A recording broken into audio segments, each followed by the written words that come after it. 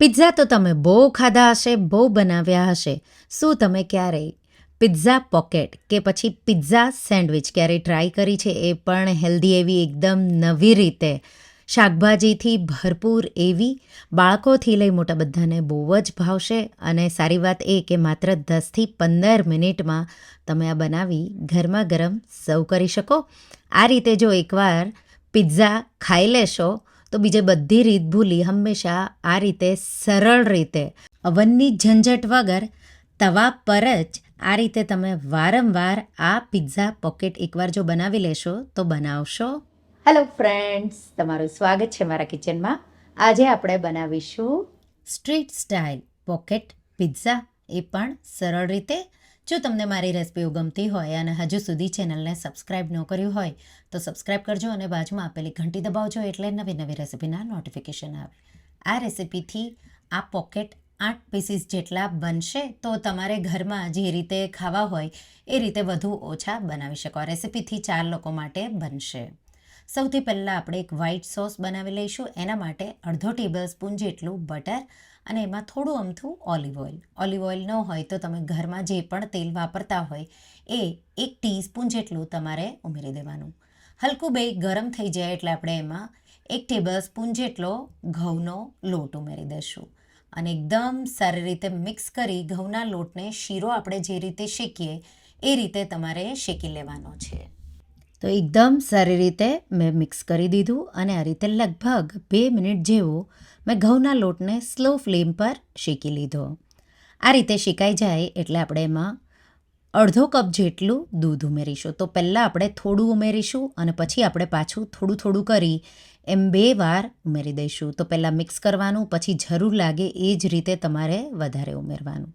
તો અડધો કપ જેટલું મેં દૂધ ઉમેરી દીધું. મિક્સ કરી દઈશું અને હવે સોસ થીક થાય એ રીતે તમારે એમાં એને થવા દેવાનું છે. 1 ચીઝ ક્યુબ કે પછી 2 ચીઝ સ્લાઈસ તમારે ઉમેરી દેવાની. તો આ રીતે સોસ થોડો ઘટ થઈ જાય પછી જ ચીઝ તમારે ઉમેરવાનું છે અને પછી સ્લો ફ્લેમ પર તમે આ રીતે ચીઝને મિક્સ કરશો એટલે એ પણ ધીરે ધીરે આ રીતે મેલ્ટ થઈ અને મિક્સ થઈ જશે.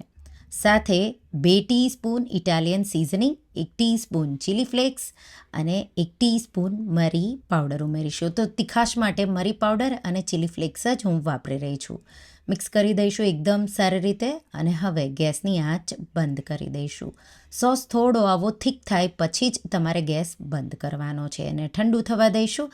ત્યાં સુધીમાં એક બોલમાં આપણે અડધો કપ બાફેલી મકાઈના દાણા, અડધો કપ જેટલા ખમણેલું કે પછી ચોપરમાં ઝીણું ઝીણું ચોપ કરેલું ગાજર, 1/4 કપ જેટલું કેપ્સિકમ ઝીણું ઝીણું ચોપ કરેલું અને અડધો કપ જેટલી કોબી ઝીણી ઝીણી ચોપ કરેલી. અહીંયા તમારે જો ડુંગળી ઉમેરવી હોય તો કોબી સ્કીપ કરી શકો.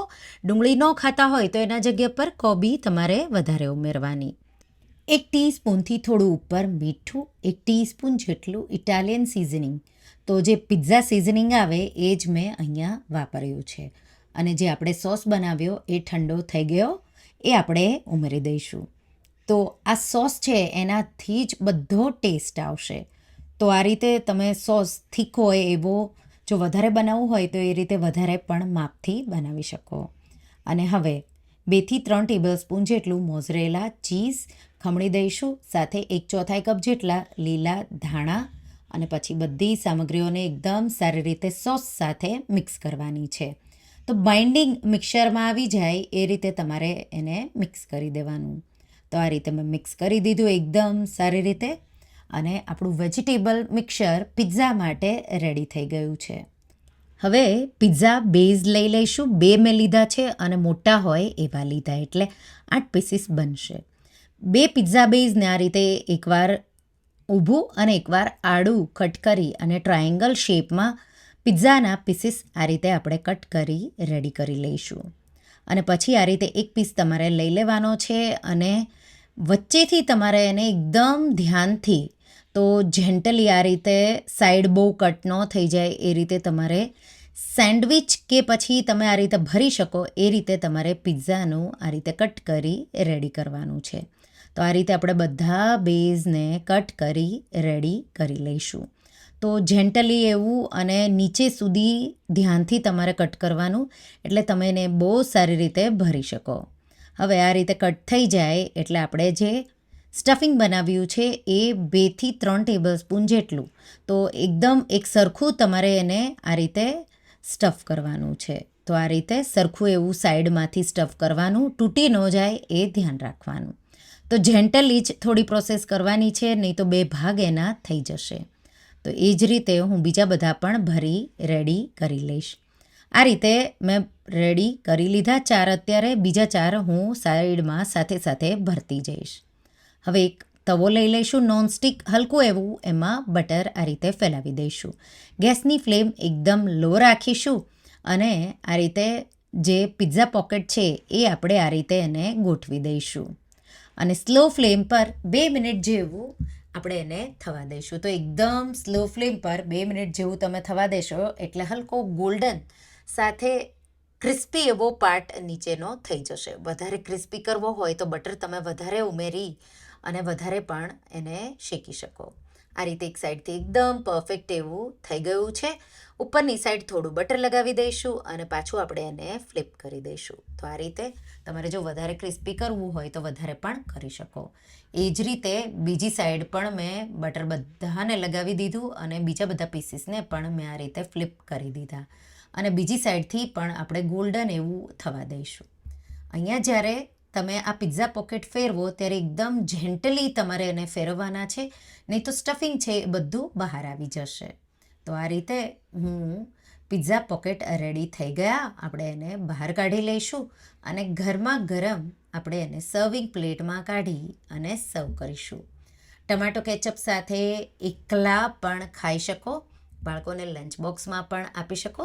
મેં અહીંયા વ્હાઈટ કલરના જે આવે પિઝા બેઝ એ લીધા છે. તમે ઘઉંના, મલ્ટીગ્રેન કે પછી જો તમારા પાસે પિઝા બેઝનો ઓપ્શન ન હોય તો તમે રોટલી તમારા ઘરમાં બચી હોય, હલકી જાડી હોય એવી લેવાની અને એમાં સ્ટફ કરી અને તમે પાતળું થોડું કસાડિયાની જેમ પણ તમે આ રેસિપી બનાવી શકો. બહુ ટેસ્ટી એવું આ સ્ટફિંગ છે. બ્રેડ સાથે પણ તમે આ સ્ટફિંગ સાથે આ સેન્ડવિચ બનાવી શકો.